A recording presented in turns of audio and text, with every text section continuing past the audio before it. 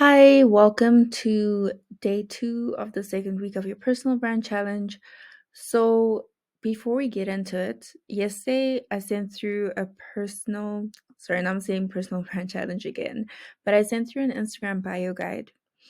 And I'm hoping that you actually manage to go through it and start cleaning up your accounts a little bit. But I'm mostly hoping that it made you question something a little bit. Why Instagram? Of course, it's good to have a good storefront, but why are we going on Instagram? Right? Going off the the challenge and the information from last week, we really went into target marketing and understanding your ideal client or your stakeholders, right? The people that you want to appeal to.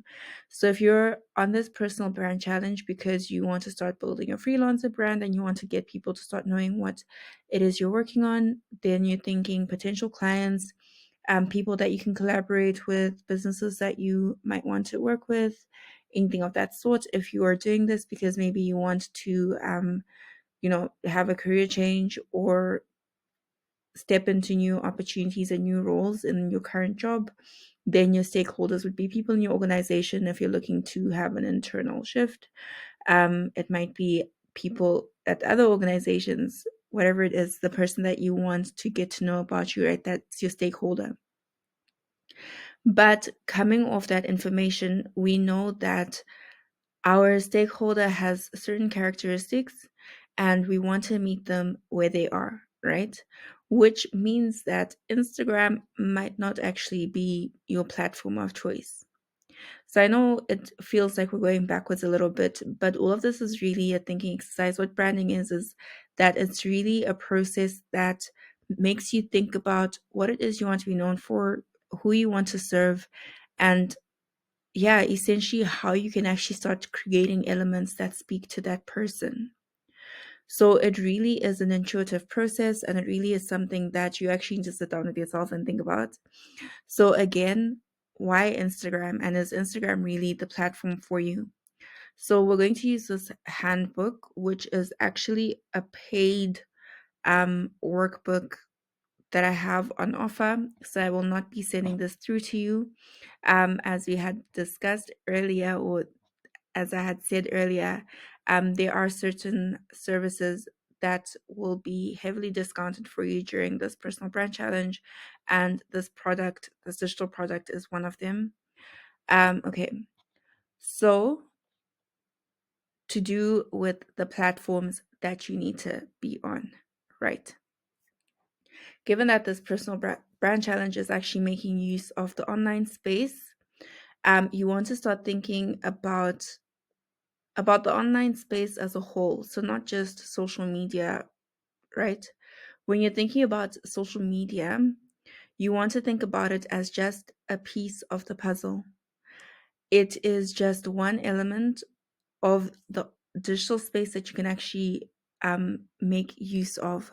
But it is a platform and it is platforms. Well, there are platforms that you actually do not own, right? I'm sure we've all had many panic attacks when Instagram has gone down or this and that happens with Instagram, Facebook, and WhatsApp, and they all just go down, and we have our content on there, and we have our potential clients on there, and we've built followings on there, right?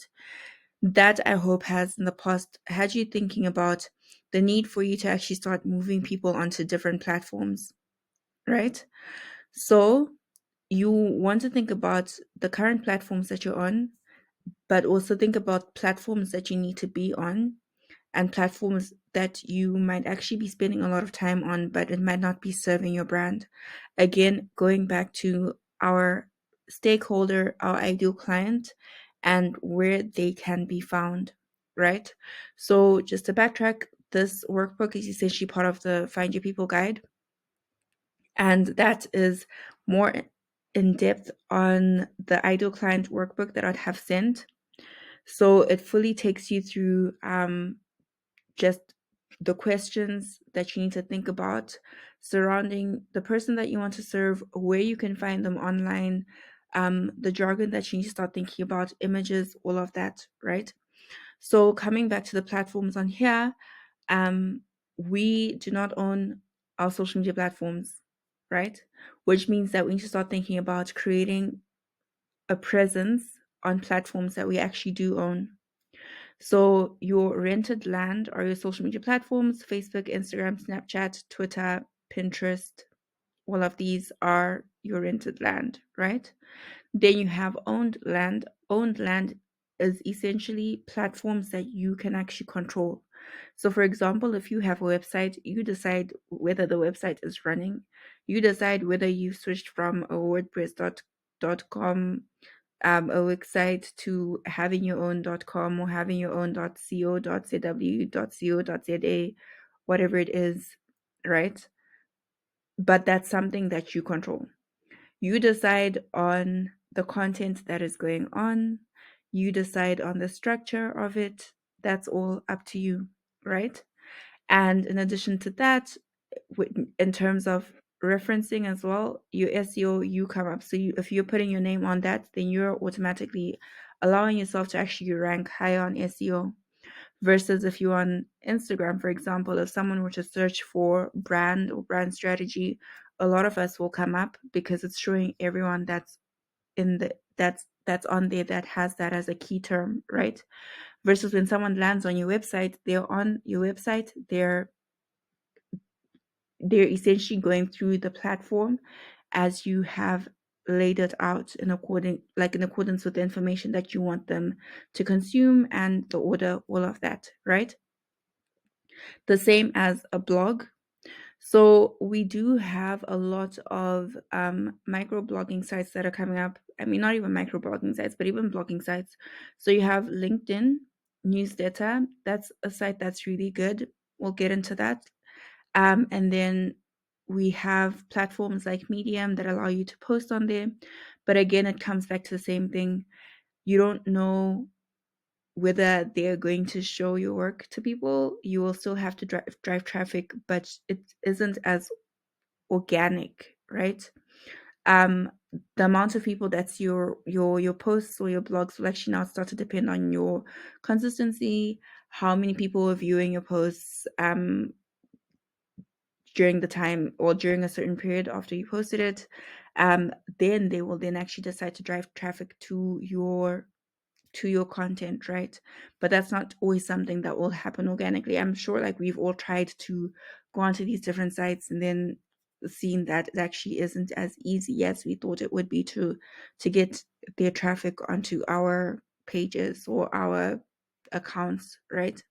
But when it comes to a blog, the minute that someone comes onto your website or onto your blog, they're on there. So if they're browsing through content, they're browsing through your content. They're not then going to have suggested content from other people and then land onto someone else's blog and carry on from there, right? Then email as well is a good one. So I'm sure you've signed up to newsletters. I'm sure you've probably opened a few, ignored some. But then with email, what happens is that someone is actually giving you the email address and then you are in their inbox, right? Which is a sort of intimate conversation, intimate relationship, because they're allowing you to actually go into a space that they're checking regularly, assuming that you check your email regularly. The same also now goes to with WhatsApp to a certain extent. I mean, we have WhatsApp groups, um, but they can actually become a bit spammy, like really quickly. So people do miss out on information on there, right? But your website, your blog, your email, those three, I mean, your blog and your website are similar, but those three really are ones that you want to think about having. You want to think about starting to collect emails. You want to start to think about creating a blog of sites of sorts that you can actually direct traffic to. And this all essentially then comes to a point of having a place to direct your traffic to, right? So your Facebook, Instagram, Snapchat, Pinterest, these are micro content sites. You're literally just posting snippets of a bigger picture. These will have you going a lot more in depth and you'll have to do research, and they do take time to actually produce content for. That's the reality. But in terms of SEO, these are your go-to. The more you post blogs, the higher up you'll come. if you are, putting in some effort into actually learning and understanding SEO. And also, you then want to understand things like the ranking of these. So SEO is search engine optimization. So if you search for yourself right now, search for your name and look what comes up first. If you have a LinkedIn account, that will probably come up first, right? If you've contributed to blogs, depending on whether they have made an effort with indexing, all of that, they might also come up on there. If you featured in news articles, anything of that sort, that will also come up, right? So, yeah, start to think about this. Start to think about which platform you're driving traffic to, because you want to have a central platform that you're driving traffic to, right? Again, thinking about the online space as a whole, and not just I'm on Instagram, follow me on Instagram, or I'm on LinkedIn. Think about where you're actually driving traffic, right? And which platform is your main platform.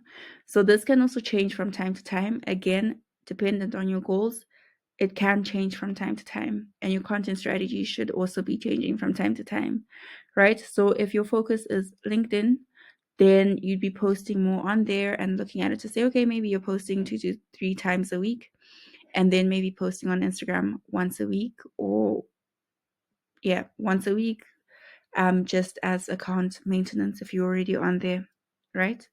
But again, you being on these platforms is dependent on how active your stakeholders are on the platforms. So you want to think about that, right? Okay.